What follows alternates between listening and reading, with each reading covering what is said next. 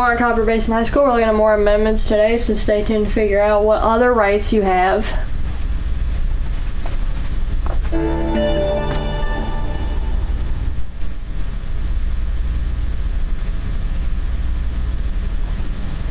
Alrighty, so for weather today, we got a high of 79 and a low of 35. I am not taking the time to look at that precipitation stuff as usual.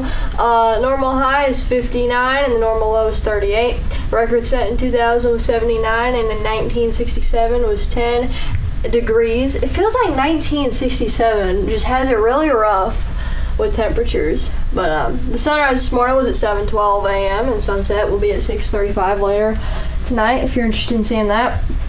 Next up on our hour-by-hour forecast, it's going to be cloudy for most of the day, and then later in the evening it's going to get more clear, so that's good. Temperatures are going to be in the 60s and getting down in the 50s later tonight, so pretty warm compared to what we were dealing with. Allergy forecast, I don't even have to look at this anymore because I know it's all low. Yep, all low. So that's allergies. There's barely any. Weekly, the temperatures are going to be in the 60s. There's a 20% chance of rain today. I know 20% is not a lot, but still be on the lookout. And we got some more chances for rain next week. And those lower nightly temperatures are going to be in the 30s, 20s, and getting up in the 50s on Wednesday. So that's going to be it for weather. And again, there is a hat day and a bake sale tomorrow, actually, so if you have money for that, make sure to bring it. And also for sports, we have a basketball game on Saturday against Van Buren. Basketball is wrapping up soon, and we have new images for the other sports now. Middle school volleyball, we have a tournament on Saturday, so make sure you show up for that. Let me get out of the way.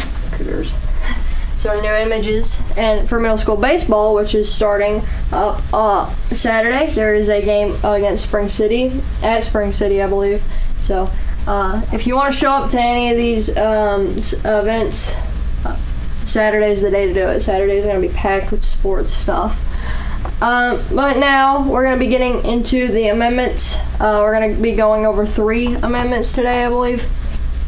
Starting with the 10th Amendment, right?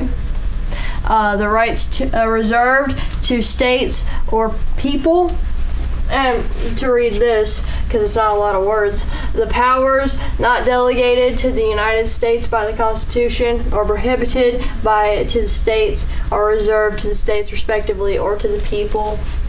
I read that and I didn't understand what it was talking about. But basically, it's like the 9th Amendment, it's protecting the state. It's like saying the state has the right to control the law, basically. As for anything that's not written in the Constitution, the state is kind of in charge on that. And then next up, the 11th Amendment is going to be suits against states. This is mostly just to protect the state from getting lawsuits by other states, foreign countries, all that stuff. A lot of court amendments I've noticed. I'm going to read this word for word. The judicial power of the United States shall not be construed, is that? Anyways, to extend it to any suit in law or equity commenced or prosecute. I give up. But you get the point. These amendments are worded really weird. And next up, the last amendment we're going to be going over today, and you're going to see why, is the 12th Amendment. And look at all this. Look at all these words. I'm not reading all that. The election of president and vice president. I'm not reading all that. But why don't we let Google read all that for us? Because Google doesn't stutter like me. Google, read the 12th Amendment. The electors shall meet in their respective states and vote by ballot for president and vice president, one of whom, at least, shall not be an inhabitant of the same state with themselves. They shall name in their ballots the person voted for as president, and in distinct ballots the person voted for as vice president, and they shall make distinct lists of all persons voted for as president, and of all persons voted for as vice president, and of the number of votes for each, which lists they shall sign and certify, and transmit sealed to the seat of the Google, government stop. of the United Google. States, directed to the Google. President of the Senate. I need you to stop. Too many words, and I guarantee you half you weren't paying attention anyway. But basically what it's saying is just setting up how the elections work.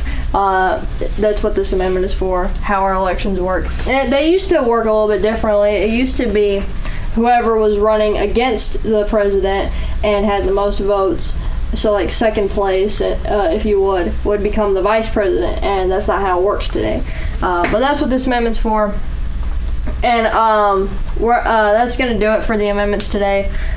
Tomorrow, I believe, is going to be starting the Reconstruction Amendment. And also, disclaimer, I'm not a lawyer. I just work here. So don't take my advice on any of this political related stuff. Do your own research before you make any questionable decisions.